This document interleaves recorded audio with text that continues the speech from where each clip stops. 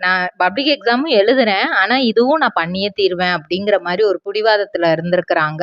அப்ப அவங்களோட தம்பி வந்து குட்டி பையன் இருந்தாலும் அவங்க வந்து, "அக்கா நெனைக்கிறத பண்ணட்டும்பா. நீங்க இவ்வளோ நாள் ஃப்ரீடம் குடுத்தீங்க. இப்பயும் நீங்க குடுங்க." அப்படிங்கிற மாரி சொல்லியிருக்கிறாங்க. ஏன்னா அதுக்கு முன்னாடி வந்து 2021ல சித்திரை செவ்வானம் அப்படிங்கிற மூவி பண்ணியிருக்காங்க. நவரசா அப்படிங்கிற மூவி பண்ணியிருக்காங்க.